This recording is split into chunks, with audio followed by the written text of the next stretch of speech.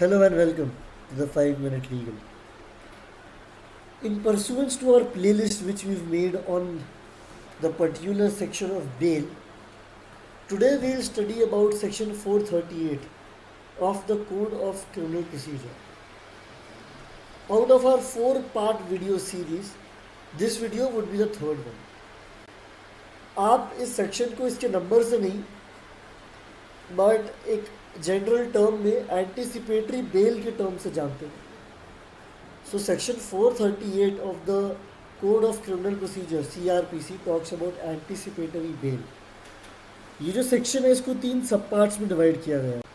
438 सब पार्ट 1, 438 सब पार्ट 2 जो बात करता है उन कंडीशंस की जिनको मद्देनज़र रखते हुए कोर्ट किसी को भी बेल ग्रांट करती है anticipatory bail. And lastly section 438(3). अब इस वीडियो के आखिरी में मैं आपको कुछ केस लॉज ही बताऊंगा जो इस सेक्शन के चलते बहुत ज़रूरी और बहुत इम्पोर्टेंट है. और कभी भी आप किसी से भी ये सेक्शन डिस्कस करें या इसके बारे में कोई आंसर लिखें तो वो केस लॉज आपको बहुत अच्छा एक सपोर्टिंग आर्ग्यूमेंट दे सकते हैं इस सेक्शन के चलते. तो चलिए शुरू करते हैं. Section 438 sub clause 1.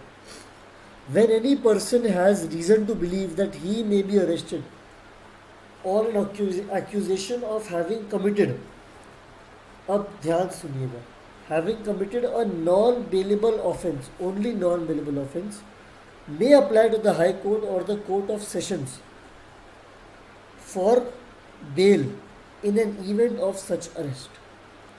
तो अगर उसको ऐसा लगता है कि मैंने ऐसा कोई काम करा है जो पहले नॉन बेलेबल ऑफेंस की श्रेणी में आता है और मुझे अरेस्ट किया जा सकता है, तो उस अरेस्ट के एंटीसिपेशन में मैं पहले से ही कोर्ट से एक बेल लेके रखूँगा. अब इस तरीके की बेल लेने के कई वजह होते हैं. हम अक्सर देखते हैं पॉलिटिशियन जैसी बेल लेते हैं. क्यों? क्योंकि उनको उनके गुडविल का बहुत इंपॉर्टेंस होता है. वो नहीं चाहती कि लोगों को ऐसा लगे कि कोई क्राइम इनसे कमिट हुआ है या फिर कोई ऐसी चीज़ कमिट हुई है जैसे उनके वोट बैंक पर असर हो. इसलिए एक गुडविल का एक बहुत बड़ा जेस्चर माना जाता है एंटीसिपेटरी बेल, कि कोर्ट को या फिर जुडिशियल सिस्टम को आपके कैरेक्टर पे विश्वास है और इसलिए वो आपको ये बेल ग्रांट करने को रेडी है.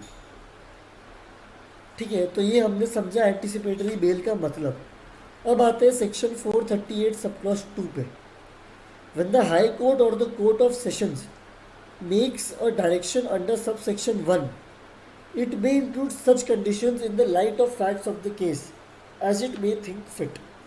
जो कोर्ट है जब भी इस सेक्शन के अंदर एक डायरेक्शन इशू करता है, जब भी कोई बेल किसी को देता है तो वो इन चीज़ों को मद्देनज़र रखते हुए देता है, नहीं तो वो नहीं देगा.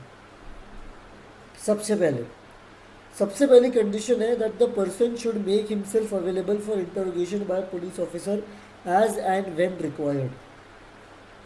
Second, a condition that the person shall not directly or indirectly make any inducement, threat or promise to any person acquainted with the facts of the case. तो ये ऑब्वियस सी बात है. अगर आपको बेल दी जा रही है तो कोर्ट ये हमेशा बोलेगा कि यार आप ऐसा कुछ मत करिए जिससे केस को इशू हो. ये हो गई दूसरी condition.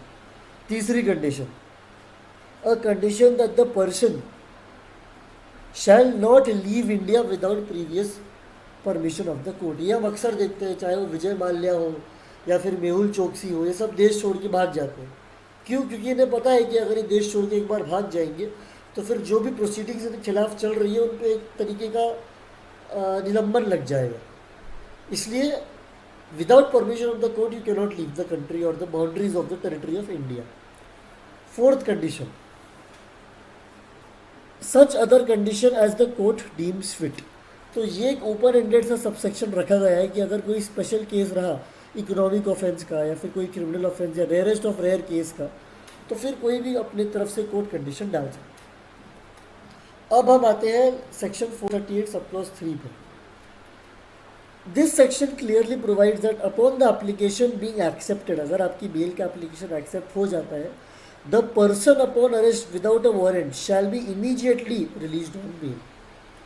Further, if the magistrate takes cognizance, any warrant issued thereafter shall also be bailable. इसका क्या मतलब हुआ कि जैसे ही आपका एक्सेप्ट हो जाता है एंटीसिपेटरी बेल के एप्लीकेशन तो आपको तुरंत बेल मिल जाएगी.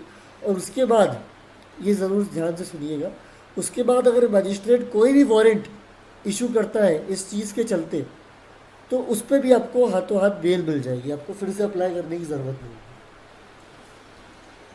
एंड देयरफॉर जो दो केसेस पे हम आते हैं, पहला है Samurandar Singh versus state of Rajasthan 1987। मैं ये केसेस इसके डिस्क्रिप्शन में मेंशन कर दूंगा विद साइटेशन, तो अगर आपको जाके पढ़ना है तो आप पढ़ लीजिएगा। In an important judgment, Supreme Court stated that anticipatory bail should not be granted in case of dowry debts।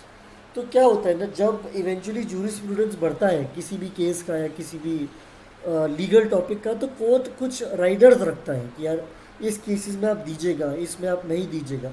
तो इस केस में स्पेसिफिकली सुप्रीम कोर्ट ने बोला कि डाउरी डेट्स में ये चीज़ लागू नहीं है। और अब जब नीचे आते हैं हम, Mohammad Nazim versus state of Himachal Pradesh, ये रिसेंट एक केस लिया है 2021 का, वो केस पहले का लिया था, ये रिसेंट का लिया है, ताकि आप लोग को एक फ्लो समझे। इसमें सुप्रीम कोर्ट ने बोला कि the importance of maintaining a balance between a person's personal liberty and the right of the investigation agency is very important, and therefore the seriousness and gravity of the offence should be taken into consideration before granting anticipatory bail.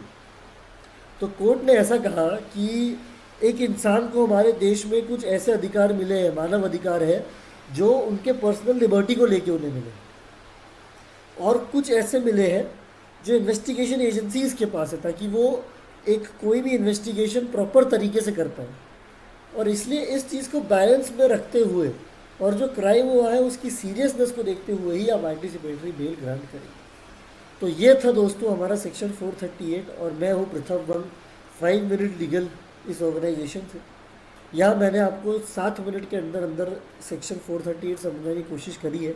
आशा करता हूँ आपको कुछ ना कुछ समझा होगा, आपके दिन के 7 मिनट एक प्रोडक्टिव 7 मिनट होंगे। इसी के साथ हमसे जुड़ी रहिए, जो सब बोलते वही मैं बोलूँगा। लाइक शेयर सब्सक्राइब करिए। जब मैं उस साइड था, जब मैं सुन रहा था, मुझे लगता था ये सब लोग क्यों बोलते हैं, पर जब इस साइड हूँ तो मुझे इसकी अहमियत समझी है।